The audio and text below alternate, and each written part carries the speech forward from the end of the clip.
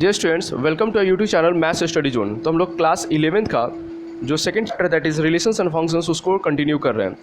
तो previous part में जो हमने logarithmic function, exponential function, fractional part of function उसको डिस्कस किया था। तो आज हम लोग उसको आगे फॉरवर्ड कंटिन्यू करेंगे। तो जो स्टूडेंट्स इस चैनल पर नए हैं उस चैनल को सब्सक्राइब कर ले और नोटिफिकेशन बिल को ऑन कर ले, सो दैट कि जो भी यहाँ से हम वीडियो अपलोड करें आप लोग को जल्द से जल्द मिल जाए। नाउ अब जो आज का हमारा टॉपिक है that is properties of logarithmic function. हमने लॉगरिथमिक फंक्शन को प्रीवियस पार्ट में देखा था। अब लॉग को कैसे डिफाइन किया जाता है, क्या क्या प्रॉपर्टीज़ है, कैसे हम लोग सॉल्व करते हैं उसको देखेंगे। तो यहाँ पे आप देख सकते हो कि पहला क्या है, लॉग 1 टू बेस ए है। तो मैं फिर से इसको आप लोग को रिमाइंड करा दूँ कि लॉग जो था एफ एक्स इक्वल टू जो लॉग एक्स था, log x to base a, इसको पढ़ते हैं log of x to base a, log of x to base a. तो x का क्राइटेरिया क्या है कि x ग्रेटर देन 0 होगा बस, और a का क्राइटेरिया क्या है कि a ग्रेटर देन 0 भी होगा और साथ साथ a does not equal to 1 भी होगा। मतलब ग्रेटर देन 0 तो हो सकता है, तो 0.2, 0.3, 0.5, लेकिन 1 नहीं हो सकता। 2, 3, 4, 5 सब हो सकता है, लेकिन 1 नहीं होता। तो ये चीज़ें याद रखना है। अब यहाँ पे जो हमारे पास log x to base a है, तो अगर सपोज x के जगह पे 1 हो जाए तो log ऑफ 1 टू बेस अगर a रहेगा, log of 1 to base a रहेगा तो इसका वैल्यू 0 होगा। तो ये याद रखना है। इसलिए log 1 का वैल्यू हमेशा कितना होगा, 0 होगा। डिवाइडेड की बस बेस डिफाइन होना चाहिए, बेस कुछ भी रहे कोई फ़र्क नहीं पड़ता, लेकिन 1 अगर आ गया इसका मतलब log 1 का वैल्यू कितना होता है, 0। उसके बाद log a to base a, यहाँ पे देखो log of a to base a, अगर ये दोनों सेम होगा तो इसका वैल्यू 1 हो जाता है, याद रखना है, ठीक है। प्रॉपर्टीज़ में अगर सपोज इस तरह से log 2 टू बेस 2, तो इसका मतलब इसका वैल्यू 1। क्लियर। नाउ अगर suppose log of x into y to base a है, यहाँ पे क्या है, log ऑफ में डिफाइन जो है वो 2 का प्रोडक्ट है, एक्स वाई का प्रोडक्ट है। तो log of x y to base a रहेगा, तो हम लोग क्या करेंगे, अलग अलग इसको कर देंगे। मतलब log of x to base a plus log of y to base a, यहाँ पे जो प्रोडक्ट रहेगा इसको सेपरेटली कर देंगे और बेस दोनों को वही पुट कर देंगे, सेम बेस के साथ दोनों को एडिशन कर देंगे। याद रखना यहाँ पे मल्टीप्लाई नहीं होगा, प्लस होगा, ठीक है। तो प्रोडक्ट में इस तरह से करता है, तो log of x y to base a रहेगा, तो log x to base a plus log y to base a करेंगे। क्लियर। और चीज़ जो डिफाइन है पहले से जो हम लोग डिस्कस कर रखे हैं, इसमें कोई अलग से नहीं है। उसके बाद log of x upon y to base a, अब यहाँ पे क्या है, ये एक्स अपॉन वाई है, रेशियो है, मतलब log of x by y to base a है। तो अगर डिवाइड में रहेगा तो हम लोग क्या करेंगे, डिफरेंस में डिफाइन करेंगे। तो log of x to base a minus log of y to base a, correct. ये सब प्रॉपर्टीज़ है, जिसका यूज़ आएगा क्वेश्चन में आप लोग को। तो डिफरेंस में रहेगा तो क्या करना है, मतलब डिवीज़न में रहेगा तो डिफरेंस करेंगे, अगर प्रोडक्ट में रहेगा तो सम करेंगे, सेम बेस के साथ। अब यहाँ पे क्या है, log of x raise to the power n to base a। अब देखो यहाँ पे x का पावर n है, तो x का पावर n रहेगा तो n को क्या करेंगे, आगे पुट करके मल्टीप्लाई कर देंगे। इसको लिखेंगे n into log of x to base a, n into log of x to base a, इस तरह से करते हैं डिफाइन। तो ये चीज़ है, log ऑफ x के power n to base a रहेगा, तो जो भी x का पावर रहेगा उसको हम लोग आगे से प्रोटेक्ट कर देंगे, तो log of x to base a बचेगा। In the same way log of x का power m to base a का पावर n। अब देखो यहाँ भी पावर है और बेस का भी पावर है, तो यहाँ का जो पावर होता है उसको तो मैंने बता दिया कि उसको कहाँ पुट करते हैं, प्रोडक्ट में पुट करते हैं। तो m into log of x का पावर m को, जैसे कि सपोज यहाँ पे अगर ऐसे है log ऑफ x का power m to base a का पावर n है, तो ये जो m है इसको तो पहले आगे मल्टीप्लाई कर दोगे, तो m into log of x to base a का पावर n। अब देखो जो बेस का पावर जो रहता है वो कहाँ जाएगा, वो भी प्रोडक्ट में जाएगा, लेकिन वो डिनोमिनेटर में जाएगा 1 अपॉन n के। तो ये बन जाएगा m upon n into log x to base a, correct. तो ये ध्यान में रखना है कि जब भी ये रहेगा तो पावर अगर x का है तो वो ऊपर लिखाएगा और a का पावर है तो नीचे लिखाएगा, तो m बाई n हो जाएगा। तो इसका मतलब कि m बाई n का रेशियो, तो m by n into log x to base a हो जाएगा, जो x है और जो a है वही रह जाएगा। उसके बाद हमारे पास है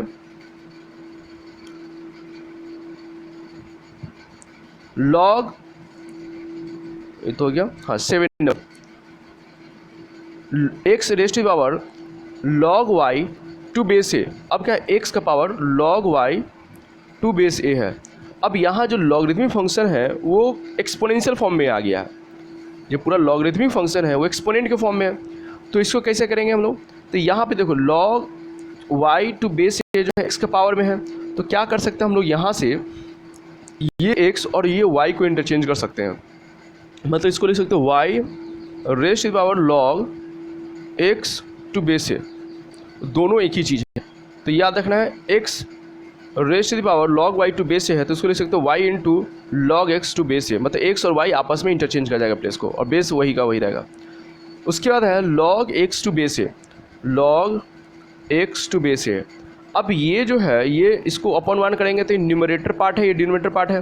दैट मीन्स अगर हमारे पास कोई लॉगरिथमिक फंक्शन है, अगर उसको इंटरचेंज रेसिप्रोकल करना है, इंटरचेंज रेसिप्रोकल बोलो, अगर रेसिप्रोकल करना है हमें, तो क्या करेंगे 1 अपॉन करके, और ये बेस और ये जो है दोनों आपस में इंटरचेंज कर जाएगा। तो इसको क्या लिख सकते हैं 1 upon log a to base x हो जाएगा। करेक्ट। तो याद ध्यान में रखना है, log of x to base a रहेगा तो 1 upon log a to base x हम लोग इस तरह से लिख सकते हैं। राइट। तो आप लोग क्या करना है, इस प्रॉपर्टीज़ को अच्छी तरह से रिमेंबर करना है, इस पर खुद से वैल्यू पुट करके क्वेश्चन एक दो सॉल्व कर लो, सो दैट कि जो भी आपका डाउट होगा इस तरह का इम्प्लीमेंटेशन में क्वेश्चन में वो ना हो पाए। नाउ उसके बाद नेक्स्ट टॉपिक है that is algebra of real function. Real function का अलजेब्रा, अलजेब्रा का मतलब क्या होता है कि एडिशन, सब्ट्रैक्शन, मल्टीप्लिकेशन, डिवीजन। तो रियल फंक्शन हमारे पास रहेगा। रियल फंक्शन का मतलब ऐसा फंक्शन जिसका कम से कम डोमेन और रेंज कोई भी जो हो क्या हो, रियल पार्ट हो, मतलब उसका जो सबसेट हो एक रियल नंबर का हो, तो उसको बोलते हैं रियल फंक्शन। नाउ अब जो है एडिशन, हम लोग दो रियल नंबर को ऐड कैसे करते हैं उसको डिस्कस करेंगे। तो सपोज क्या है, लेट फंक्शन डिफाइन है x से r तक, कोई फंक्शन है x से r तक डिफाइन है। अभी x जो है कोई पार्टिकुलर सेट होगा, मतलब पार्टिकुलर सेट होगा, और r कोई रियल नंबर का। कोई दूसरा फंक्शन है g जो कि डिफाइन है x से r तक, इसका भी x और इसका भी x, मतलब ये x का था डोमेन जो है दोनों का सेम है, दोनों फंक्शन का डोमेन सेम है। Be any two real function, कोई दो फंक्शन है वेयर x जो है that is a subset of real number, subset है रियल नंबर का जो डोमेन है उसका। देन वी डिफाइन, दोनों फंक्शन को जो डिफाइन करते हैं a प्लस b, दोनों फंक्शन को जो ऐड करेंगे वो भी फंक्शन जो डिफाइंड होगा वो भी क्या होगा, x से r तक ही होगा। तो f plus g of x के टर्म में ही रहेगा, तो सीधे सीधे क्या करना है, ऐड कर देना है f प्लस जी एक्स, सीधे ऐड कर देना है अलजेब्रा में, एडिशन ऑफ रियल फंक्शन। इसका मतलब क्या है, इसको हम डिस्कस कर रहे हैं। पहले इसको हम लोग पूरा एक समझ लेते हैं, उसके बाद हम एग्जाम्पल लेके करके बताएंगे आप लोग को। फिर नेक्स्ट है subtraction of real function from another, मतलब एक फंक्शन क्या करते हैं दूसरे फंक्शन से कैसे सब्ट्रैक्ट करते हैं। तो इट इज़ डिफाइंड, इसको डिफाइन करते हैं f minus g of x, x से r तक है। f minus g of x equal to f x minus g x, दोनों फंक्शन क्या करेंगे, सब्ट्रैक्ट कर देंगे। प्रोडक्ट का मतलब कि दोनों फंक्शन को मल्टीप्लाई कर देंगे। एफ जी ऑफ एक्स का मतलब होता है कि f x into g x, ठीक है। उसकी इसी तरह से quotient of two real function है, दो फंक्शन को डिवाइड करेंगे, तो f by g of x का मतलब है क्या, f x by g x. बस यहाँ ध्यान रखना है कि जी एक्स जो है वो जीरो नहीं होना चाहिए, नहीं तो फिर अनडिफाइन हो जाएगा। मल्टीप्लिकेशन बाय स्केलर, कोई भी स्केलर से, स्केलर का मतलब क्या होता है, कांस्टेंट से मल्टीप्लाई करना। तो कोई फंक्शन अगर रहेगा डिफाइंड r से r तक, तो उसमें कोई कांस्टेंट मल्टीप्लाई कर देना है। जैसे कोई एफ एक्स फंक्शन था, उसमें अल्फा से मल्टीप्लाई करेंगे तो अल्फा इंटू एफ एक्स हो जाएगा, करेक्ट। नाउ अब क्वेश्चन करते हैं, जैसे सपोज पास फंक्शन दिया हुआ f x equal to x plus 1 और जी एक्स दिया हुआ है 2x minus 3, which is defined as f comma g r से r तक, दोनों फंक्शन r से r तक डिफाइंड है, मतलब रियल से रियल, मतलब डोमेन से डोमेन भी रियल नंबर है उसका दोनों का, ठीक है। तो रियल नंबर से रियल नंबर तक डिफाइंड है। अब यहाँ पे क्या है, हमें बोला गया है कि f प्लस जी निकालना, मतलब ये एडिशन है। तो f plus g equal to क्या, f x plus g x. अब पुट करो, एफ एक्स कितना x प्लस 1, जी एक्स कितना 2x माइनस 3, दोनों को ऐड कर देंगे 3x माइनस 2। अब यहाँ पे आपको चेक करना पड़ेगा एक बार कि 3x माइनस 2 है, ये डिफाइंड कब कब है। तो यहाँ पे x कुछ भी पुट कर देंगे, ये तो अभी भी फंक्शन डिफाइंड होगा, इसका मतलब इसका भी डोमेन क्या है, r है। तो r से कहाँ तक जाएगा, r कुछ भी r पुट करेंगे तो अलग अलग r का वैल्यू मिलेगा। तो इसका मतलब कि ये फंक्शन r से r तक डिफाइंड है। ये इंपॉर्टेंट होता है, आपसे यही पूछा जाएगा एग्जाम में, एंट्रेंस सब जो एग्जाम होता है, दो फंक्शन देके उसका ऐड या सब्ट्रैक्ट पूछा जाएगा, डिफरेंस, प्रोडक्ट या क्वेश्चन कुछ भी, और आपको उसका डोमेन पूछा जाएगा। तो ये ध्यान में रखना, डोमेन का होता है कॉमन, दोनों में जो कॉमन आएगा, इंटरसेक्शन जो सेट में हम लोग पढ़े थे, करेक्ट। नाउ अब अगर हमें डिफरेंस पूछा जाएगा that is f minus g, तो एफ माइनस जी करेंगे तो इसका मतलब क्या, f x minus g x. So what we will do, we will put out the value of fx and gx respectively over here. So fx is how much? X plus 1. Gx is how much? 2x minus 3. Just put over here. So gx 2x minus 3 है तो minus of 2x plus 3 हो जाएगा. अब इसको क्या करो, solve करो. तो x प्लस माइनस 2x और माइनस 2x माइनस एक्स 1 और 3 कट करेंगे तो 4 हो जाएगा. तो f माइनस जी जो है कितना है, माइनस एक्स प्लस 4 हो जाएगा. तो f माइनस जी जो है, फिर अगेन ये चीज़ें जो देखो तो ये फंक्शन जो डिफाइन है पूरा रियल नंबर के लिए और कहाँ तक, फिर से रियल, तो r से r तक. तो f माइनस जी का r से r तक डिफाइन है. उसी तरह से अगर हम प्रोडक्ट करें f प्लस जी एफ माइनस जी, उसका प्रोडक्ट करें, प्रोडक्ट तो इसमें नहीं दिया है, लेकिन सपोज अगर f into f x into g x रहेगा तो दोनों को मल्टीप्लाई कर देंगे, x plus 1 into 2x minus 3. अब इसको सिंप्लीफाई करेंगे पॉलिनोमियल मिल जाएगा, तो भी क्या पूरा रियल नंबर के लिए डिफाइंड रहेगा. नाउ अब ये f बाई जी की है, मतलब क्वेश्चन है. क्वेश्चन का मतलब क्या होता है, डिवाइड. तो f x by g x करेंगे तो f x x plus 1 g x 2x minus 3. अब देखो यहाँ पे आपको ध्यान रखना है, ये सभी चीज़ के लिए डिफाइन होगा, लेकिन यहाँ जो रिमाइंडर जो डिनोमिनेटर में जो टर्म है 2x माइनस 3, ये जीरो नहीं होना चाहिए. तो जीरो नहीं होगा तो इसका मतलब कि x का किस वैल्यू के लिए जीरो हो जाएगा, वो x का वैल्यू निकाल लो. जिस वैल्यू पे अनडिफाइंड हो जाएगा वो वैल्यू निकालना जरूरी है. तो यहाँ से 2x minus 3 does not equal to zero, तो 2x does not equal to 3, तो x जाएगा तो 3/2, मतलब 3/2 नहीं होना चाहिए x का वैल्यू. x का वैल्यू 3/2 छोड़ के बाकी कुछ भी हो सकता है. इसीलिए इसका डोमेन में r में से क्या करेंगे, 3/2 को हटा देंगे, इसलिए सब्ट्रैक्ट कर रहे हैं माइनस. तो r माइनस का मतलब ये एलिमेंट जो है इसमें नहीं रहेगा और r तक डिफाइंड है, इसलिए इसका डोमेन जो हो जाएगा r माइनस 3/2 से r तक. ये ध्यान में रखना है, ठीक है. तो इस तरह से हम लोग क्या करते हैं, अलजेब्रा एडिशन करते हैं. नाउ अब यहाँ से जो हमारा जो है टॉपिक जो स्टार्ट होता है, दैट इज़ डोमेन और रेंज निकालने के किसी फंक्शन का. ये इंपॉर्टेंट है और ये एग्जामिनेशन में आपका बोर्ड से साथ साथ जो है आपका एंट्रेंस लेवल भी पूछा जाता है. तो कैसे डिफाइन करते हैं, तो find the domain of the following function. देखो डोमेन का मतलब क्या होता है पहले ये समझना. डोमेन का मतलब होता है कि जो भी फंक्शन हमें दिया रहेगा वो फंक्शन जो है किस वैल्यू ऑफ x के लिए डिफाइन है. बस x का जिस वैल्यू के लिए डिफाइन होगा वो सभी उसका क्या हो जाएगा, डोमेन हो जाएगा. तो ये ध्यान में रखना है. तो सपोज जैसे कि हमारे पास फंक्शन दिया है f(x equal to x minus 1 upon x plus 3. तो यहाँ पे देखो ये फंक्शन जो है ये क्या रेशनल फंक्शन है p/q के फॉर्म में. तो यहाँ पे x का वैल्यू तो हम कुछ ही पुट कर सकते हैं, लेकिन अगर x का वैल्यू -3 पुट कर दोगे तो नीचे वाला जो टर्म है वो तो जीरो आ जाएगा, x माइनस 1 अपॉन 0. तो ये तो अनडिफाइन हो जाएगा ना. तो फंक्शन अनडिफाइन ही होना चाहिए. डिफाइन चेक करना है कि किसके लिए डिफाइन है. तो यहाँ सिर्फ अगर x का वैल्यू -3 ना हो तो वो क्या हो जाएगा, डिफाइन हो जाएगा. तो ये चीज़ें निकालते कैसे हैं कि किस पे अनडिफाइन है. तो क्या करो, जो डिनोमिनेटर वाला जो पार्ट है उसको जीरो के बराबर कर दो. तो x प्लस 3 इक्वल टू 0 करो. इसका मतलब x इक्वल टू -3, मतलब -3 को छोड़ देना है, ठीक है. तो दैट मीन्स fx जो है that is defined for all real values except x plus 3 equal to 0, सिर्फ इसको छोड़ के, इसीलिए x इक्वल टू -3. तो इसका मतलब कि x इक्वल टू -3 को अगर हटा दिया जाए तो वो डिफाइन हो जाएगा. इसलिए डोमेन जो होगा फंक्शन का पूरा r माइनस ये r माइनस का इस रियल सेट में से इसको हटा देंगे, -3 को हटा देंगे, तो ये पूरा डोमेन हो जाएगा. तो इस तरह से डोमेन निकालेंगे. उसके बाद सपोज हमारे पास दूसरा है fx equal to x square plus 3x plus 5 upon x square minus 5x plus 4. तो यहाँ पे अगेन तुम देख सकते हो कि जब भी रेशनल फंक्शन हो या डिनोमिनेटर में x का टर्म हो तो आपको बस क्या करना है, देखना है कि ऊपर वाला जो टर्म है न्यूमरेटर टर्म जो है ये तो क्या पॉलिनोमियल फंक्शन है, तो ये तो हर वैल्यू के लिए x के लिए डिफाइन होगा. लेकिन डिनोमिनेटर जो x नीचे आ गया है जिससे कारण क्या हो गया, ये फंक्शन अनडिफाइन हो सकता है. तो इसका मतलब चेक करना है कि x square minus 5x plus 4 equal to 0 put करेंगे और वहाँ से x का वैल्यू निकालेंगे.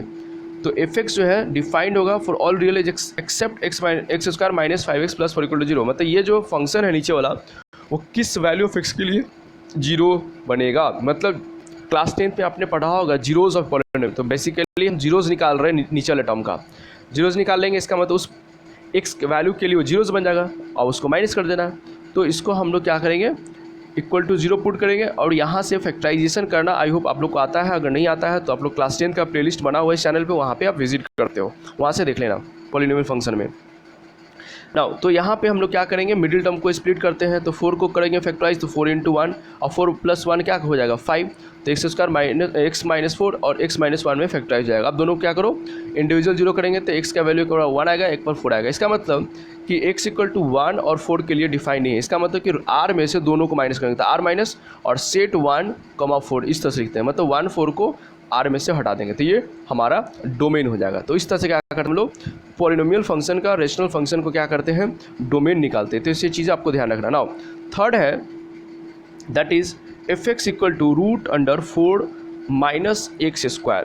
इसका डोमेन कैसे निकालना है, तो अब देखो √4 - x² है, तो आपको पता होगा कि हम लोग जितने पढ़ रहे सब क्या रियल नंबर्स के लिए है, कॉम्प्लेक्स के लिए नहीं है, इसीलिए सब r से r तक डिफाइन हो रहा है, तो कॉम्प्लेक्स के लिए नहीं है।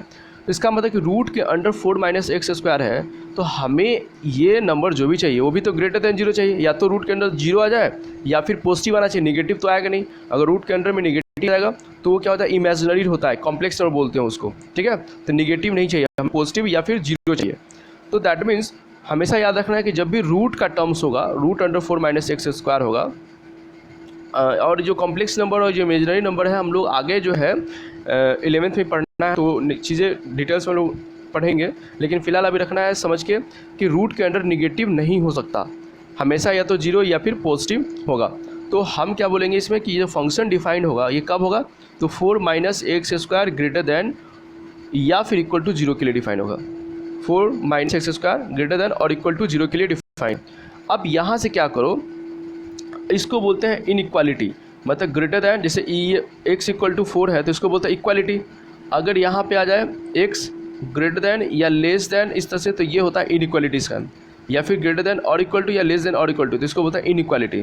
तो यहाँ पे क्या हमारे पास 4 - x² greater than equal to 0 है, तो हम क्या कर रहे हैं दोनों साइड माइनस से मल्टीप्लाई कर रहे हैं। हम क्या चाह रहे हैं कि जो x का जो वैल्यूज़ है, x का जो टर्म है वो क्या रहे फर्स्ट में रहे और कॉन्स्टेंट का बाद में रहे, तो दोनों साइड क्या माइनस से मल्टीप्लाई करेंगे। तो माइनस से मल्टीप्लाई करेंगे तो होगा क्या कि साइन इंटरचेंज हो जाएगा, जैसे -(x²) -4 ग्रेटर दैन 0 × -1 करेंगे, तो ये क्या हो जाएगा, ये तो बन जाएगा ये -x² था ना, प्लस है, तो ये हो जाएगा +x² -4, ये होगा लेस देन, साइन चेंज हो जाएगा, इंटरचेंज कर जाएगा, उल्टा हो जाएगा, ठीक है। अब ये क्यों होता है, जैसे सपोज अगर हमारे पास -7 ग्रेटर दैन सपोज 10 है, -7 निगेटिव से बेटर होगा कि पहले आप लोग को पॉजिटिव समझाते हैं। जैसे 10 ग्रेटर दैन 7 है, 10 ग्रेटर दैन 7 है, दोनों साइड क्या करो माइनस से मल्टीप्लाई करो, तो -10 ग्रेटर दैन -7। अगर ऐसा करते हो सिंपली तुम क्या करते हो मल्टीप्लाई कर देते हो दोनों साइड और इसको चेंज नहीं करते हो, ठीक है। तो अब बताओ -10 क्या -7 से ग्रेटर है, नहीं ना, -10 स्मॉलर होता है ना -7 से, तो इसका मतलब साइन गलत हो जाता है, इसीलिए क्या करते हैं हम लोग इंटरचेंज कर देते हैं। जब भी निगेटिव साइन से हम लोग मल्टीप्लाई करेंगे इक्वालिटी में नहीं इनइक्वालिटी में, तो क्या करते हैं हम लोग साइन को उल्टा कर देते हैं, अपोजिट कर देते हैं, ग्रेटर है तो लेस देन, लेस रहेगा तो ग्रेटर देन, तो वही चीज़ हम लोग यहाँ भी करते हैं, करेक्ट। तो यहाँ पे वही चीज़ क्या गया, माइनस से दोनों साइड मल्टीप्लाई किए, अब इंटरचेंज कर दिया। अब यहाँ से क्या करो, x² - 4 less than equal to 0 है, तो x² -4 को लिख सकते हैं 2 का स्क्वायर, तो ये आ जाएगा a² - b², तो इसको ब्रेक कर सकते हैं, तो ये आ जाएगा x + 2 × x - 2 less than equal to 0, less than equal to 0 इस तरह से लिख लेंगे। अब ये चीज़ें हम लोग इतना क्यों कर रहे हैं, देखो ये फंक्शन जो डिफाइन है x के किस वैल्यू के लिए, मतलब डोमेन निकालना है, तब यहाँ से फैक्टराइज करने के बाद हम लोग वेवी कर्व मेथड यूज़ करेंगे। क्या, वेवी कर्व मेथड यूज़ करेंगे x का वैल्यू निकालने के लिए, और जो कि ईजी है, कुछ खास नहीं करना है। आपको क्या करना है, जो भी प्रोडक्ट में आया यहाँ पे x का टर्म्स, उसको क्या करो क्रिटिकल पॉइंट निकालो। क्रिटिकल पॉइंट मतलब है दोनों को इक्वल टू 0 पुट करके x का वैल्यू निकाल लो। तो यहाँ पे x + 2 एंड x - 2 को क्या करोगे 0 के इक्वल, तो एक आएगा x - 2 + 2 को पुट करेंगे तो -2 आएगा, -2 वाले को पुट करेंगे 0 के, तो x = 2 आ जाएगा। तो ये हमारा क्या क्रिटिकल पॉइंट -2 और 2। तो क्या करो रियल नंबर पे एक नंबर लाइन ड्रॉ कर लो, इस तरह से रियल नंबर का नंबर लाइन ड्रॉ कर लो। उसके बाद एक -2, आपको पता है कि निगेटिव इधर ही होता है, तो -2 और +2, आपको 0 उतना लिखने का जरूरत नहीं है, जो क्रिटिकल पॉइंट आएगा उसी को प्लॉट करना है। तो ये इस तरह से नंबर लाइन ड्रॉ करो, और एक -2 है एक +2 है, तो -2 हमेशा लेफ्ट साइड होगा और +2 इधर होगा। क्या आपको पता है कि नंबर लाइन पे राइट साइड वाला जो टर्म होता है वो ग्रेटर होता है लेफ्ट साइड के टर्म से, इसीलिए -2 और +2। अब क्या करना है, ध्यान रखना है, 2 के बाद कुछ भी इधर हो सकता है, 3, 4, 5, 10 कुछ भी।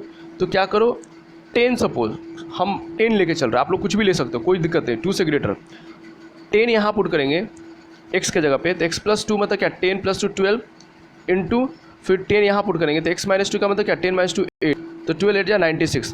तो 96 क्या इस क्राइटेरिया को सेटिस्फाई कर रहा है, x + 2 इंटू x - 2 जो है। तो यहाँ पे 12 और 8 96 आया। तो 96 जो है यहाँ पे जो वैल्यू आया दोनों का प्रोडक्ट, ये क्या पॉजिटिव आया, प्लस 96 आया। इसका मतलब कि 2 के बाद हम लोग कुछ भी वैल्यू पुट करेंगे इस फंक्शन में, कुछ भी वैल्यू पुट करेंगे तो ये 96 मतलब पॉजिटिव मिलेगा, इसीलिए इसको पॉजिटिव लिख दिया। मतलब 2 के बाद x से कुछ भी वैल्यू पुट करो तो फंक्शन जो है ये प्रोडक्ट जो है ये हमेशा पॉजिटिव मिलेगा। और उसके बाद क्या है, -2 और 2 के बीच में कोई वैल्यू ले लो, तो जैसे कि 0 तो इसी के बीच में आएगा, तो 0 पुट करके देखो यहाँ पे। तो 0 + 2 कितना आएगा, 2 इंटू 0 - 2 कितना होगा, -2। तो 2 इंटू -2 -4 मतलब निगेटिव आया। इसका मतलब कि -2 से 2 के बीच में x का वैल्यू के लिए ये प्रोडक्ट कितना आएगा, निगेटिव आएगा, तो इसलिए माइनस साइन लिख दिए। उसके बाद -2 से लेफ्ट साइड में कुछ भी वैल्यू ले लो, जैसे -3 -4 -10 कुछ भी, तो यहाँ पे पुट करोगे तो पॉजिटिव आ जाएगा, तो ये प्लस का साइन दे दिया। क्लियर। तो यहाँ पे किसी को प्रॉब्लम नहीं है। इस तरह से रेंज को है डिवाइड हो गया, मतलब 2 से इधर वाले टर्म के लिए प्लस ही होगा, -2 से 2 के बीच के माइनस होगा, और -2 से लेफ्ट साइड जितना भी जाएंगे तो प्लस हो जाएगा, पॉजिटिव मिलेगा। तो अब हम लोग यहाँ पे देखेंगे कि ये जो प्रोडक्ट जो है ये डिफाइन करना है हमको किसके लिए, <= 0 के लिए, मतलब 0 से कम के लिए। तो 0 से कम का मतलब क्या, निगेटिव के लिए। तो निगेटिव वाला रेंज कहाँ है वो देखो, निगेटिव वाला रीजन कहाँ है, तो यही है ना, यही रीज़न है, इधर भी पॉजिटिव इधर भी पॉजिटिव, तो निगेटिव का यही है। इसीलिए x का जो वैल्यू होगा बिलोंग्स करेगा कहाँ से, -2 से 2 की तरफ। और दोनों साइड क्लोज इंटरवल देना है, क्यों, क्योंकि यहाँ पे इनइक्वालिटी में देखो इक्वल का साइन है, इसलिए क्लोज इंटरवल। इसलिए इसका डोमेन क्या हो जाएगा, -2 से 2 हो जाएगा। क्लियर। नाउ अब इसमें जो है हम लोग इतना सा पुट करने से बेटर होता है कि हम लोग कुछ शॉर्ट ट्रिक भी समझते हैं कि डायरेक्टली हम लोग कैसे कर सकते हैं। तो जैसे कि यहाँ पे देखो, यहाँ x + 2 इंटू x - 2 है, तो यहाँ पे पहले क्या करना है कि दोनों का पावर देखो, x + 2 का पावर भी क्या है, 1 है, x - 2 का पावर क्या है, 1 है, तो दोनों क्या ऑड है। तो पहले क्या करो, जो राइट वाला जो सबसे राइट कॉर्नर वाला जो क्रिटिकल पॉइंट होगा उसके बाद का पॉइंट कोई एक बार चेक कर लो पुट करके। तो इसका वैल्यू का पुट करो, जैसे 10 यहाँ पे कोई ले लिए, 10 पुट करके चेक कर लिए तो कितना है, प्लस था, तो इसको प्लस कर लेना है बस। उसका ध्यान में क्या रखना है कि सब में x का पोजीशन क्या होना चाहिए, पहले होना चाहिए। जैसे यहाँ पे x + 2 है तो यहाँ भी x - 2 है, ये नहीं कि 2 - x, ऐसे नहीं। अगर ऐसे रहेगा तो माइनस कॉमन लेके इसको x को पहले कर लो, ठीक है। तो नाउ तो यहाँ पे क्या करना है कि चेक करना है कि x + 2 और x - 2 सब में x का पहले पोजीशन होना चाहिए। उसके बाद अगर ये प्लस है, उसके बाद सबका जो x का जो टर्म है उसमें ऑड रहेगा, तो क्या करना है, प्लस माइनस जो है साइन अल्टरनेट चलेगा। जैसे प्लस था पहले तो अगला क्या होगा, माइनस होगा, फिर प्लस होगा। तो ये चीज़ें कैसे होगी, तो यहाँ पे जैसे कि इधर प्लस था तो 2 का देखो, तो 2 क्रिटिकल पॉइंट किसका है, x - 2 का, इसका पावर कितना है, 1, जो कि ऑड है। तो ऑड है, इसका मतलब क्या हो जाएगा, साइन अपोजिट, तो प्लस से माइनस चला जाएगा। फिर अब यहाँ से -2 को क्रॉस करेगा ये, तो इसका साइन क्या होगा, तो -2 जो है ये किसका क्रिटिकल पॉइंट है, x + 2 का। तो x + 2 का क्रिटिकल पॉइंट है, तो x + 2 का साइन देखो, सॉरी एक्सपोनेंट देखो कितना है, एक्सपोनेंट 1 है, ऑड है, तो ऑड रहेगा तो क्या हो जाएगा, ये भी साइन अपोजिट हो जाएगा, मतलब माइनस से प्लस बन जाएगा, ठीक है। और क्वेश्चन ये होता तुम लोग का कि सर अगर यहाँ पे x + 2 का पावर अगर 2 होता, यहाँ पे x + 2 का पावर 2 होता, तब मतलब इवन हो गया। तो इवन में नो चेंज, अगर माइनस था तो ये भी माइनस रहेगा, तो ये भी माइनस रह जाएगा, ठीक है। तो ये चीज़ें जो क्वेश्चन हम लोग आगे करेंगे, डिस्कस करेंगे, तो उसमें और ये चीज़ें आएगा, वे भी कर मेथड, ठीक है। तो आप लोग को इतना ही ध्यान में रखना है अभी।